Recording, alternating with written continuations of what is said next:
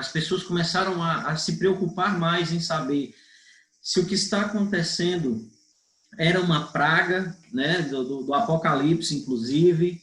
Lógico que pessoas de diversas religiões têm buscado informação. Para vocês terem uma ideia, o livro Eventos Sinais, na Casa Publicadora, ele tinha uma procura mensal de pelo menos 10 livros. 10 adventistas entravam em contato com a Casa Publicadora por mês para comprar o livro Eventos Sinais. Esse não é o número exato, mas é para você ter uma noção do crescimento de como isso aconteceu. A partir do Covid, quando o Covid tornou-se global e em pouco tempo se espalhou de forma assustadora, o livro Eventos Sinais ele saiu de uma procura de 10 para 1.000, só para vocês terem uma ideia.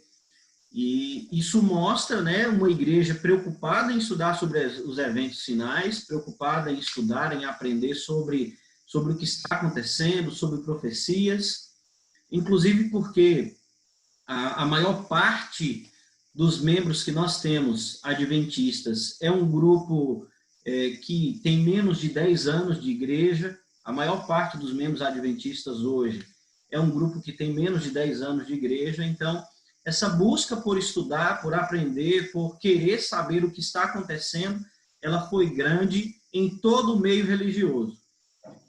Eu hoje tenho uma classe bíblica aqui com os pais dos alunos da escola de Juiz de Fora. São cerca de 8 pais, né? São pais e mães ali, são famílias que estão estudando comigo o Apocalipse.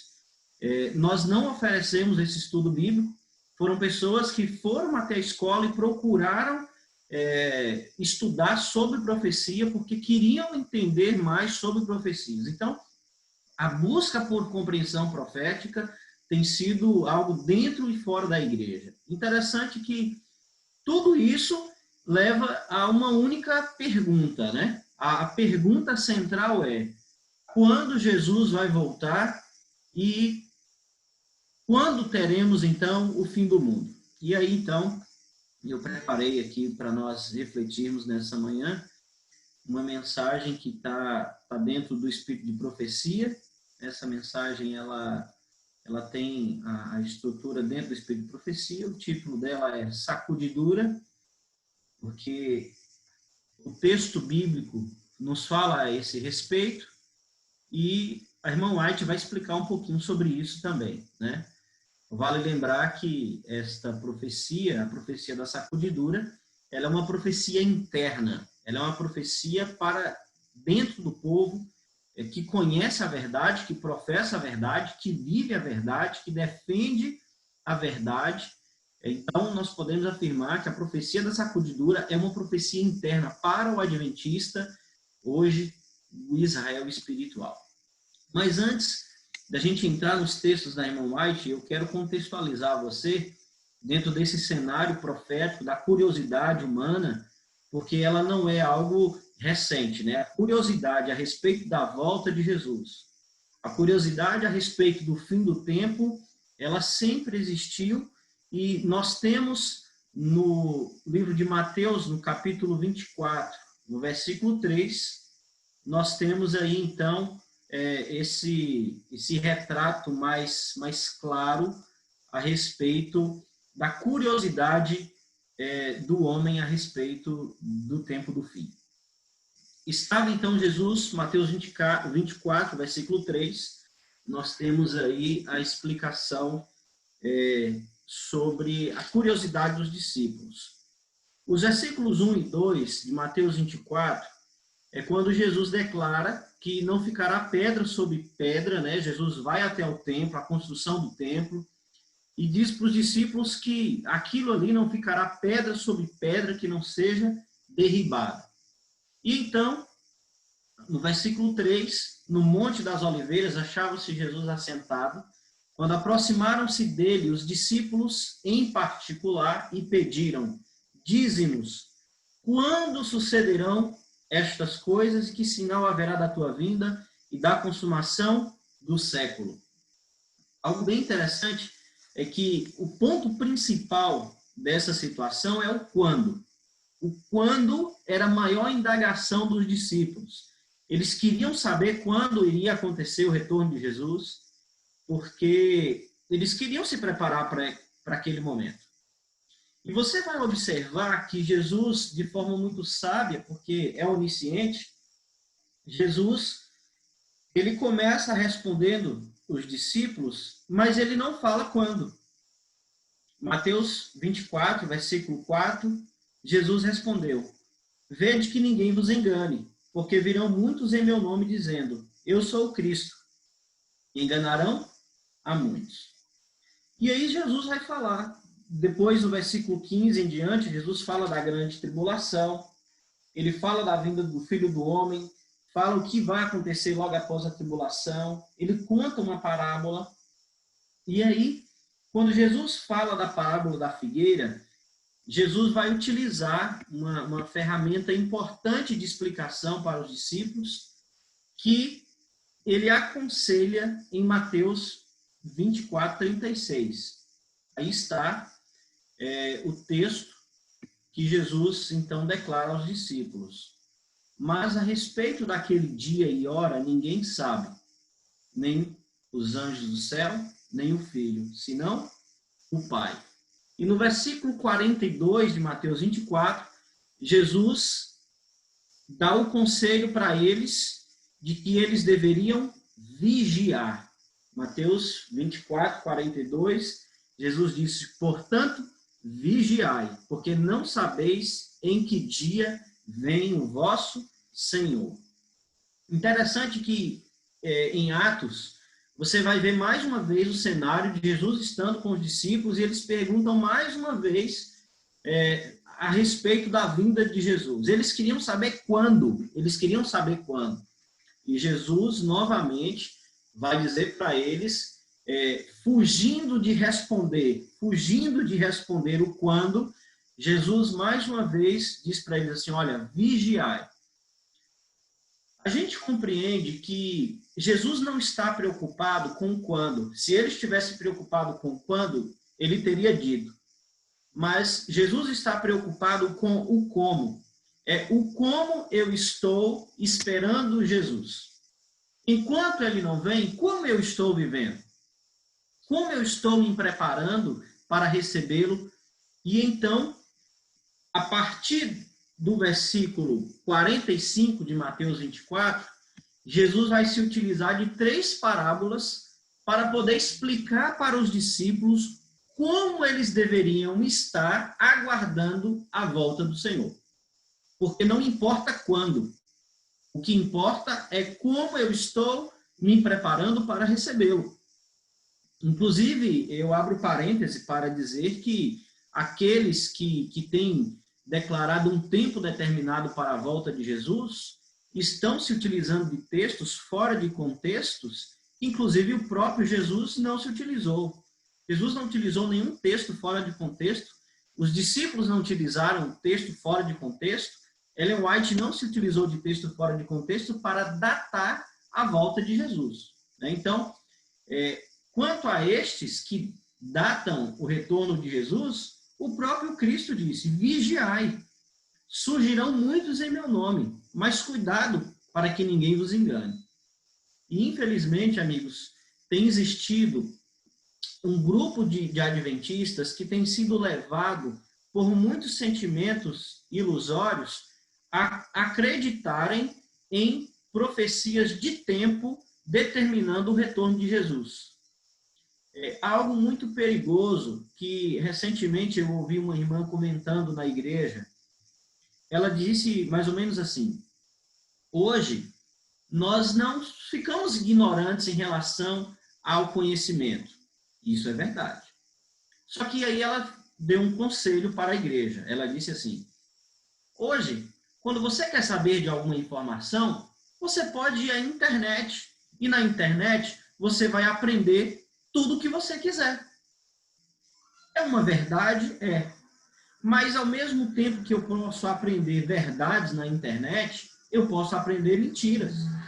Mentiras que são misturadas com verdades. E lembre-se que Satanás é especialista em utilizar essa ferramenta de misturar mentira com verdade. E então, eu fiquei ali, aquilo me incomodou, porque eu me lembro que quando as pessoas tinham dúvidas a respeito de assuntos bíblicos, elas procuravam assim da igreja, elas procuravam o pastor da igreja, elas procuravam o diretor missionário da igreja. Essa era a busca que as pessoas tinham para poder encontrar respostas para os seus conflitos. E hoje, infelizmente, a internet, ela dá um caminho aberto para a gente ter informação, dá. Mas, ao mesmo tempo que ela dá um conteúdo que pode ser seguro e verdadeiro, ela dá também a oportunidade das pessoas encontrarem a mentira. E aí, Jesus, ele vai se utilizar, voltando ao texto aqui de Mateus, capítulo 24, e entrando no Mateus 25, Jesus se utiliza de 3 parábolas para falar para os discípulos como eles deveriam estar enquanto ele não vinha. E, lógico, enquanto Jesus não vem, nós somos seus discípulos. Essa profecia, essas parábolas, elas se estendem a uma realidade que se estendeu a nós também, né? Então, Jesus conta a parábola do bom servo e do mau servo. Esta parábola, ela fala de 2 grupos de pessoas que estão dentro da igreja. O bom servo, ele aguarda a vinda do Senhor e ele cuida dos seus irmãos. Ele se preocupa com seus irmãos, ele faz o bem para o seu próximo, ele cuida dos seus irmãos. O mau servo, pensando que o Senhor vai demorar de voltar, ele começa a maltratar os irmãos, começa a criticar os irmãos, começa a acusar os irmãos, ele começa a destruir a vida dos irmãos. E aí Jesus fala que a este será lançado a sorte com os hipócritas. Está em Mateus 24, versículo 50. Porque é um grupo que está dentro da igreja, mas está criticando a igreja, criticando os seus irmãos, maltratando os seus irmãos com um espírito contrário ao espírito que Jesus pediu que nós tivéssemos. A outra parábola é a parábola das 10 virgens. E das 3 parábolas, ela não está no centro. Se nós fôssemos separar as 3, escrevendo como eu escrevi para você aqui, ela não está no centro à toa, porque o centro da compreensão do como eu devo estar enquanto Jesus não vem, está na parábola das 10 virgens. Quantas eram as virgens? 10. Quantas se prepararam para receber o noivo? 10. Quantas dormiram? 10. Então, aparentemente está tudo normal. Agora, o livro diz, aqui de Mateus, capítulo 25, no versículo 5, ainda no versículo 1, diz que saíram a encontrar-se com o noivo. Todas as 10 estavam preparadas para receber o noivo. Elas estavam preparadas. Só que aí teve um problema. Teve um problema, e o problema inicial não foi com as virgens. O problema foi com o noivo. Olha o que diz Mateus 25, versículo 5. E, tardando o noivo, foram tomadas de sono e adormeceram. Elas estavam preparadas para receber o noivo em um determinado tempo. E, ao noivo demorar de chegar, demorou o noivo, o que aconteceu? Elas dormiram, pegaram no sono.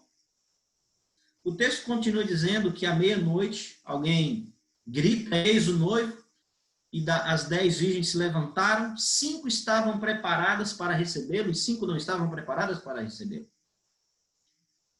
O que separou 5 virgens prudentes de 5 nécias era o azeite extra que as 5 prudentes levavam na bolsa. Elas sabiam que o noivo poderia demorar. As outras 5 se alimentaram, se prepararam apenas para esperar o noivo. Eu poderia dizer que até 10 da noite, pelo menos. Mas o noivo demorou, elas dormiram. Afinal de contas, o noivo os noivos, eles chegavam no máximo 10 horas da noite, mas aconteceu que naquele dia o noivo tardou, o noivo demorou. E então, no final da parábola, Jesus diz assim, versículo 13, vigiai, pois, porque não sabeis nem o dia e nem a hora. E aí Jesus ele vai contar a parábola dos talentos, para dizer que nós precisamos usar aquilo que ele nos concedeu para pregação do evangelho nos últimos dias. Então, aqui nós temos 3 comportamentos que são necessários no remanescente de Deus no final dos tempos. É um povo que cuida dos seus e que ama os seus. Esse povo cuida dos seus, perdoando, amando, valorizando, cuidando. Só que esse povo, ele tem azeite extra, e o azeite, aqui na parábola, na Bíblia, o azeite é símbolo do Espírito Santo. No livro Eventos Sinais, no capítulo 13, a irmã White, falando sobre a chuva serôdia, ela diz que o grande diferencial do povo remanescente de Deus nos últimos dias é o Espírito Santo. E aqueles que têm apenas um alimento, vão à igreja, eles têm um contato com a igreja, eles vão à igreja, eles estão aguardando o noivo. Mas se não estiverem diariamente clamando, buscando o batismo do Espírito Santo, eles não estarão prontos para receber o noivo. E se não colocam seus talentos às mãos do Senhor para a pregação do evangelho nesses últimos dias, para ensinar as pessoas como amar e obedecer a Deus por palavra e por testemunho, esse povo, então, não é o remanescente de Deus. O remanescente de Deus, ele cuida dos seus. O remanescente de Deus, ele tem o azeite, que é o símbolo do Espírito Santo em sua vida. São cheios do Espírito Santo, buscam o poder do Espírito Santo e eles estão envolvidos na missão, eles pregam o evangelho. Tem 3 características esse povo. Tem sinais na página 95, página 195, no parágrafo 2, a irmã White diz assim: temos esperança de ver toda a igreja reavivada? Ao tempo nunca há de vir. Há na igreja pessoas não convertidas e que não se unirão em fervorosa, prevalecente oração. Precisamos entrar na obra individualmente. Precisamos orar mais e falar menos. Que conselho? Eventos Sinais, página 195, parágrafo 2. Aqui ela está falando daquilo que muitas pessoas esperam que aconteça na igreja toda. A gente espera que a igreja inteira vai reavivar, o pastor vai ser reavivado, o ancião vai ser reavivado, as músicas vão transformar os corações, milhares serão convertidos em um só dia. Quando a profeta do Senhor disse que esse tempo nunca há de acontecer. Porque há na igreja pessoas não convertidas. Há aqueles que estão na igreja e que são as virgens imprudentes, nécias. Não estão preparados, não são convertidos. Vão à igreja, mas não são convertidos. Precisamos entrar na obra individualmente. Aqui o conselho da irmã White é que o reavivamento espiritual nesses últimos dias não tem a ver com seu esposo, não tem a ver com seu pastor, não tem a ver com seu ancião, não tem a ver com a sua igreja, tem a ver com você. Buscar o poder de Deus em sua vida para você ser cheio do Espírito Santo. E aí é quando a gente entra no assunto de Amós 9, versículo 9, onde está escrito: sacudirei a casa de Israel entre todas as nações, assim como se sacode trigo no crivo, sem que caia na terra um só grão. Amém? Olha só, aqui tem uma profecia, a profecia da sacudidura. Deus não está falando que vai sacudir a igreja presbiteriana, a igreja católica, está sacudindo a casa de Israel. Quem é o Israel de Deus? Somos nós. Israel espiritual de Deus somos nós que temos a verdade para levar e mostrar para o povo. Ele diz que vai sacudir essa igreja, ele vai balançar, vai chacoalhar essa igreja para que se revele quem é dela e quem não é. E olha a promessa que tem junto com essa profecia: sem que caia na terra um só grão. Grão de quê? De trigo. Quem vai sair é o joio. Quem vai sair é o joio. E a irmã White, ela teve uma visão a respeito da sacudidura. E agora ela começa a perguntar ao anjo o que está acontecendo? Por que a sacudidura ela acontece dentro do povo de Deus? O que está acontecendo com o povo de Deus para existir a sacudidura? Aí está o texto quando ela vai conversar com o anjo. Testemunhos Seletos, volume 1, página 60. Perguntei, qual o sentido da sacudidura que eu acabava de presenciar? E foi-me mostrado que fora causada pelo positivo testemunho motivado pelo conselho da testemunha fiel aos laodiceanos. Esse testemunho terá o seu efeito sobre o coração do que o recebe, levando-o a exaltar a norma e declarar a positiva verdade. Alguns não suportarão esse claro testemunho, opor-se-lhão, e isto causará uma sacudidura entre os filhos de Deus. E aí, quando a gente vai no livro de Apocalipse, a gente vai ver qual é o conselho, o positivo testemunho motivado pelo conselho da testemunha fiel aos laodiceanos, é o que está em Mateus, em Apocalipse, capítulo 3, versículo 18, que diz assim: aconselho-te que de mim compres ouro refinado pelo fogo para te enriqueceres, vestiduras brancas para te vestires, a fim de que não seja manifesta a vergonha da tua nudez, e colírio para ungires os teus olhos. E aí a gente simplifica, porque o ouro que está sendo aconselhado a igreja de Laodiceia a comprar representa a fé e o amor dos crentes nos últimos dias. E eu não tenho fé e amor apenas para enobrecimento da minha vida, mas para enriquecimento da vida do meu irmão. Então, isso vai uma conexão direta com a parábola do bom e do servo mau. Eu tenho fé e amor para com o meu próximo. Eu tenho fé para o meu Deus, eu uso esta fé para ter amor e compaixão em cuidar das pessoas, em amar as pessoas, em perdoar os fragilizados que me ofendem. As vestes brancas é a pura justiça de Cristo.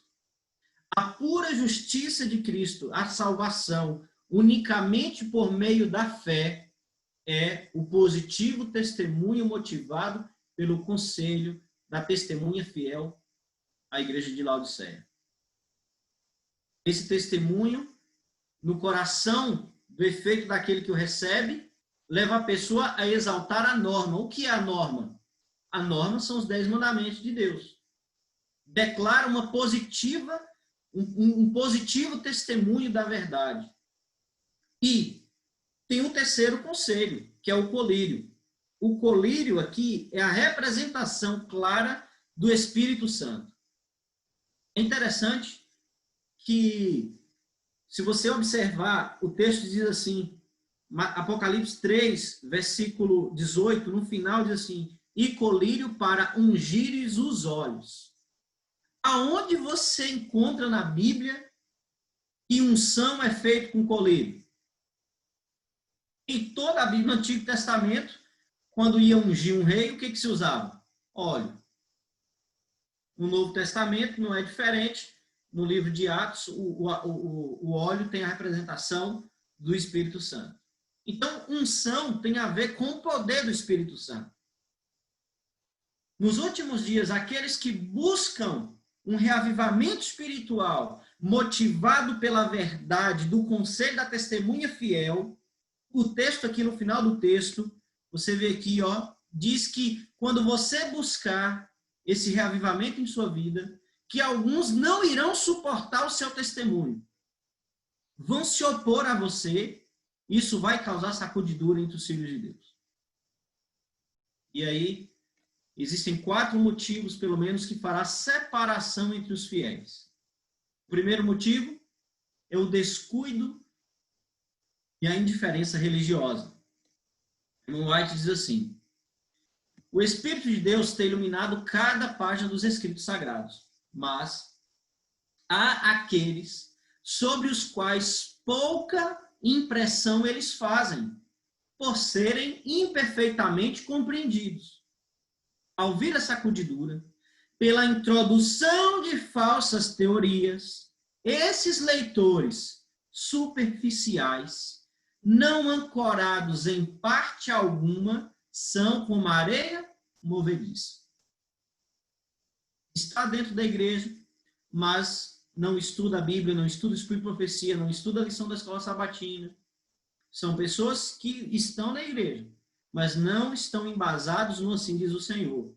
Elas são levadas por conselhos de leitores superficiais, por textos imperfeitamente compreendidos, e então, ao vir a sacudidura pela introdução de falsas teorias, o que acontece com essas pessoas?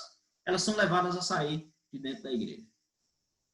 Ao segundo motivo, a perseguição pela imposição das leis dominicais. Este cenário que nós tanto aguardamos, né? As leis dominicais. Ellen White diz assim, primeiros escritos na página 50, começou a forte sacudidura e continuará. E todos que não estiverem dispostos a assumir uma posição ousada e tenaz em prol da verdade e a sacrificar-se por Deus e sua causa serão peneirados. A perseguição pela imposição das leis dominicais, ela vai retratar os dois grupos de pessoas.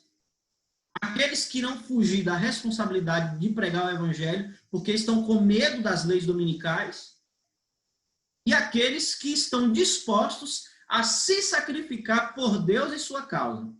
E vão pregar, e vão ensinar, imbuídos do poder do Espírito Santo, serão perseguidos, serão traídos, mas vão se sacrificar por Deus e por sua causa. Não estão com medo, não vão fugir, não vão se esconder. Esse é o segundo cenário de pessoas que irão ser sacudidas de dentro desta igreja. O terceiro grupo é a falta de aceitação da mensagem de Cristo à igreja de Laodiceia.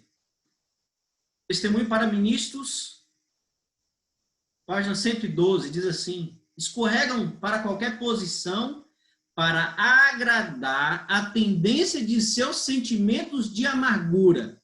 Olha só a característica desse terceiro grupo. Daniel e Apocalipse devem ser estudados, bem como outras profecias do Velho e Novo Testamento. Haja luz, sim, em vossas habitações. Por isso devemos orar. O Espírito Santo, brilhando sobre as páginas sagradas, abrir-nos ao entendimento para que possamos saber o que é a verdade. E aí, esse terceiro grupo ele tem um problema. Eles se escorregam para qualquer posição para agradar a tendência de seus sentimentos de amargura. É um povo que está dentro da igreja, mas está chateado com o pastor, critica a forma como a igreja administra os dízimos, critica a forma como o ancião lidera a igreja, critica por que constrói a igreja desse jeito e não desse jeito, e critica por que prega o evangelho desse jeito e não desse jeito, e critica por que batiza desse jeito e não desse jeito. O sentimento é de amargura. Não há perdão, não há amor, não há busca de unidade. São pessoas que gostam de criticar tudo e reclamam de tudo. E aí são levados por sentimentos de amargura. E ela dá o conselho, estudem Daniel e Apocalipse.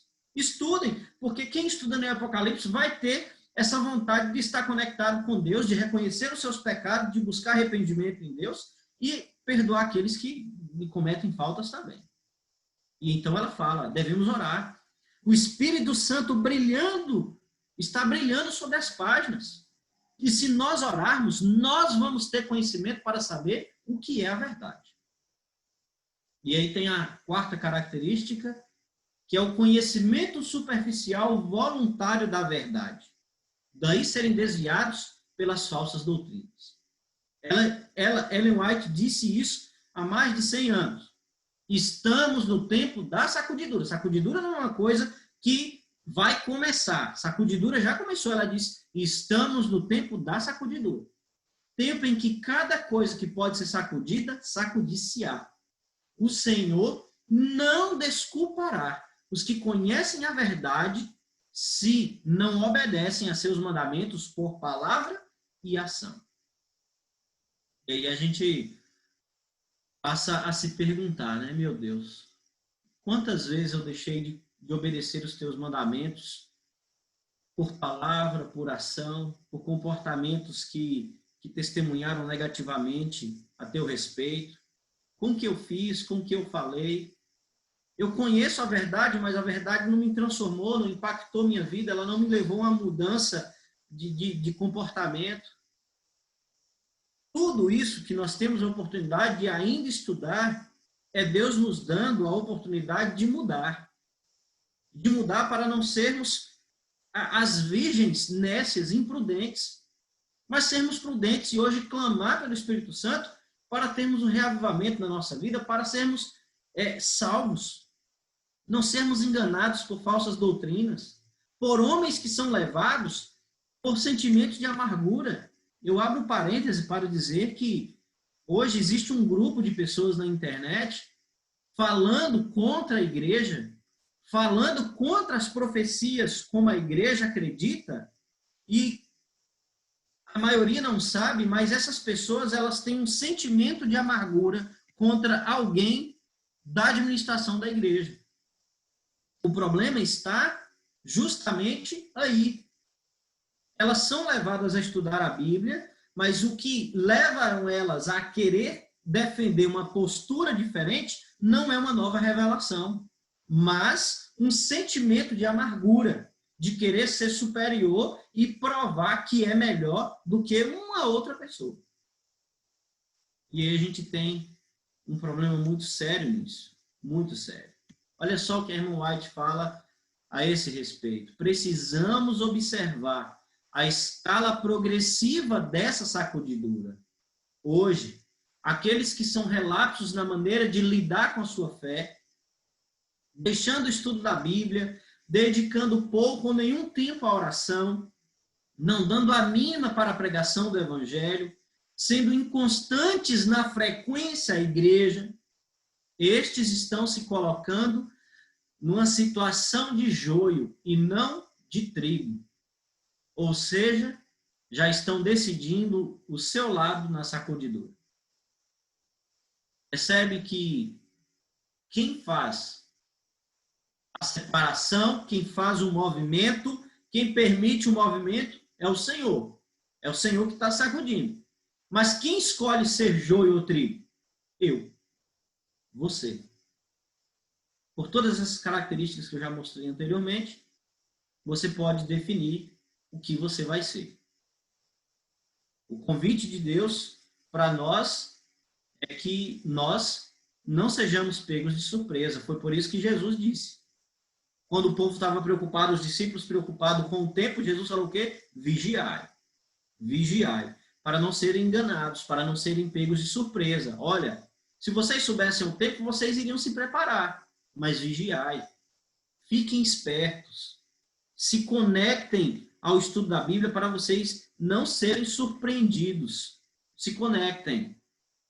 Testemunho Seleto, volume 3, página 256 e 257, a irmã White diz assim: a vinda de Cristo está mais próxima do que quando aceitamos a fé. Vivemos nas cenas finais da história da Terra. A profecia cumpre-se rapidamente. As horas de graça ecoam-se depressa. Não temos tempo, nenhum momento para perder. Não sejamos achados dormindo na guarda.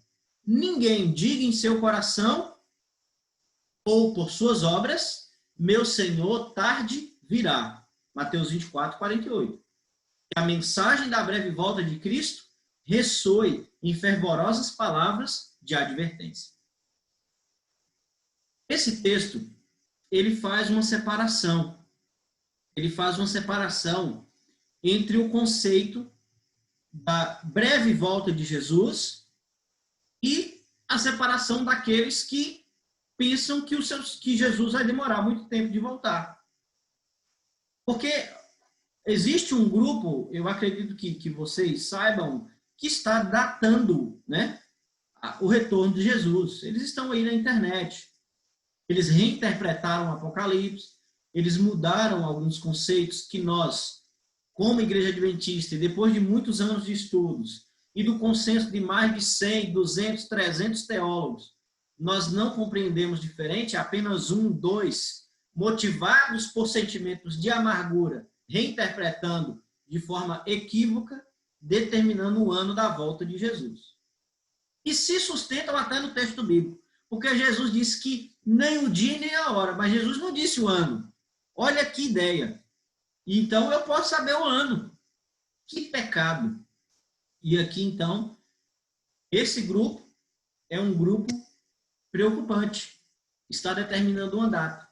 O outro grupo é o grupo de Mateus 24, 48, que acha que Jesus vai demorar muito tempo para voltar, não está vigilante, não está se preparando, buscando o Espírito Santo, cuidando dos seus, desenvolvendo seus dons na pregação do Evangelho. Para aqueles que estão dormindo, achando que o Senhor tarde virá, a irmã White, ela declara, não se engane, não se engane. Que as fervorosas palavras de Cristo ressoem como advertência ao seu e ao meu coração. Ela deixa isso bem claro. E para aqueles que estão determinando um tempo para a volta de Jesus? O que a irmã White fala? O povo não terá outra mensagem sobre um tempo definido. Depois desse período de tempo, de Apocalipse 10, 4 e 6, que está relacionando as profecias que se cumpriram em 1842 a 1844, ela diz, não pode haver um traçado definido do tempo profético. A contagem mais longa vai até o outono de 1844. Eventos finais, na página 36, no segundo parágrafo. Então, para aqueles que acham que o Senhor vai demorar de vir, vigiem. Aqueles que acham que ele está vindo daqui 1 ano, 2, 3, 4, 5 anos, usando profecias para determinar um período de tempo, a irmã White diz assim, olha, não pode haver um traçado definido de tempo profético. A contagem mais longa vai até o outono de 1844. Ponto final.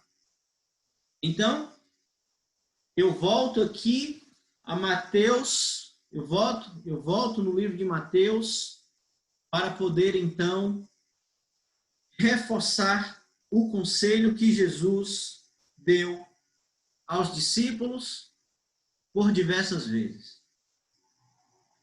Embora eles quisessem saber o quando, embora eles estavam preocupados quanto aos sinais, Jesus não disse quando, mas disse o como eles deveriam estar enquanto ele não vinha. Nós devemos estar vigilantes. Jesus disse em Mateus 24, vigiem.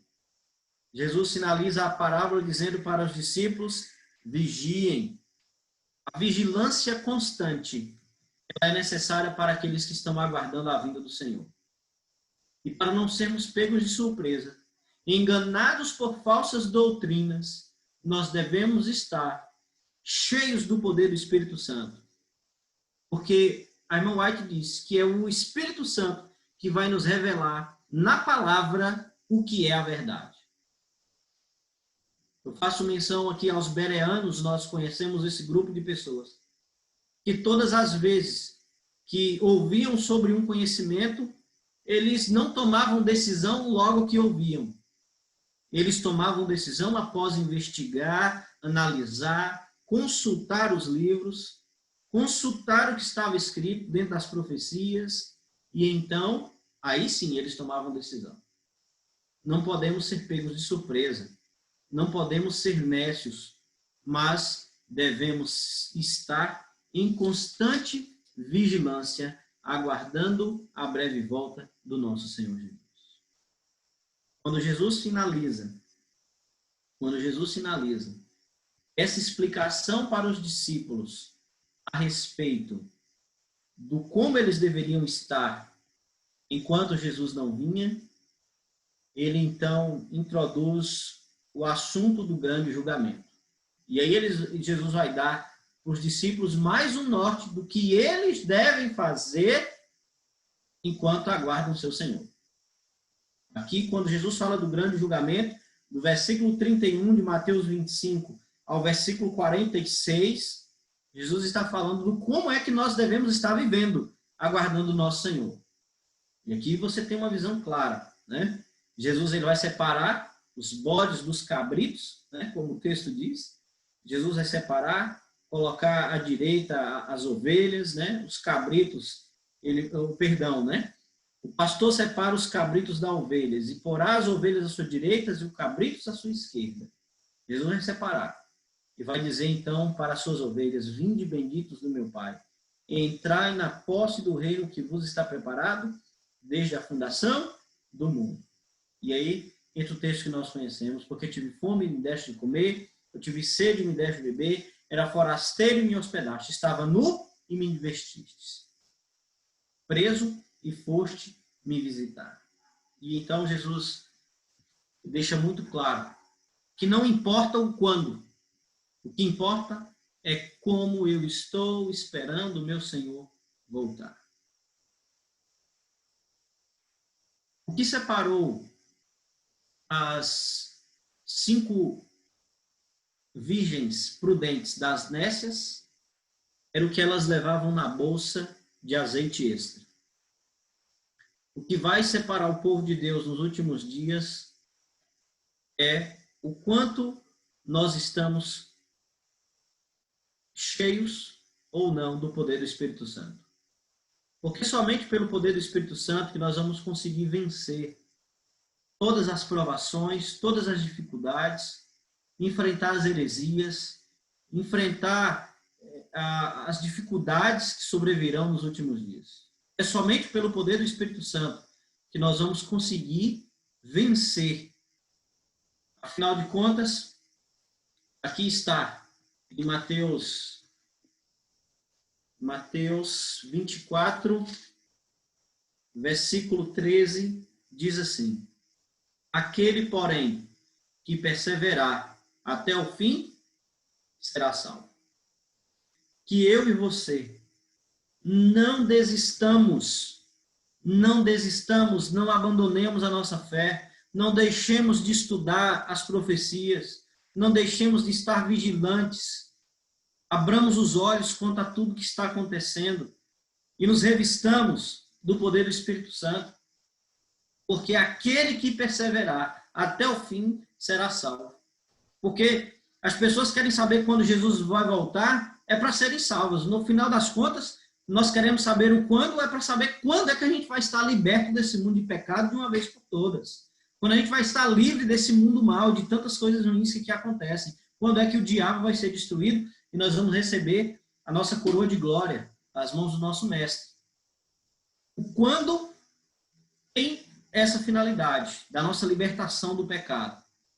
Agora, Jesus disse assim, olha, vigiem e perseverem, porque se você perseverar até o fim, vocês serão salvos.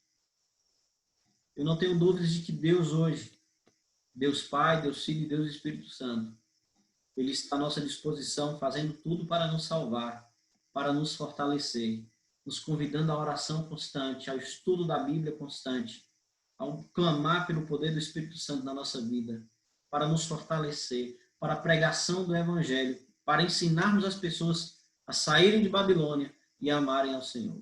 Eu tenho certeza que hoje Deus quer usar cada um de nós para sermos essa bênção na vida de outros com o poder do Espírito Santo.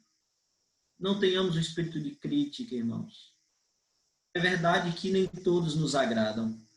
É verdade que todas as decisões que a igreja toma, muitas vezes, não agrada a todos, que o ancião toma. É verdade que muitas coisas não são como nós queremos, mas não somos chamados para viver um espírito crítico, de amargura, de contenda. Não temos esse direito. Deus nos convida para termos um espírito de união, de unidade, porque é com esse espírito que nós vamos conseguir receber o perdão de Deus, conceder perdão para as pessoas e então ter o poder do Espírito Santo na nossa vida. Que Deus possa abençoar você, a sua família, a sua casa. Fiquei muito feliz de receber o convite para pregar para vocês aqui hoje, rever algumas pessoas, alguns que eu não conheço, vejo foto, outros vejo nomes. O amigo Reginaldo, que está ali, muito bom revê-lo, amigo. Deus continue te abençoando. Robério, Ângela, Fábio dos Anjos, Bruna Ribeiro, que está lá em Guanabi, né? Mandando aí o seu alô. Alguns que deixam só o nome aí, não liga a sua câmera, está perdoado os seus pecados. O Zoom tem um princípio, tá, gente? Ela é videoconferência. Você liga a câmera, pintia o cabelo e mostra a sua cara. É isso aí, Claudiona. Eu nem pentei o cabelo. Pois é, não tem problema não. A gente se conhece, a gente se ama. Quem é bonito é bonito, quem penteou, penteou, quem não penteou, não tem problema. Tá? A gente fica feliz de ver vocês. Amo muito essa igreja. Amo muito a igreja do Cadija, os meus amigos. A minha família está nessa igreja. Que Deus possa abençoar vocês, que nós possamos nos preparar, irmãos, porque Jesus vai voltar. Muito em breve Jesus vai voltar. E que vai nos fortalecer nesses últimos dias, o poder do Espírito Santo. Que nossos corações subjugados na vontade de Deus, para receber esse poder nos últimos dias. Amém? Vamos cantar. Vamos cantar, Tiagão. 157. Isso mesmo? O Santo Espírito desceu em plenitude de poder. Vamos clamar o batismo do Espírito Santo.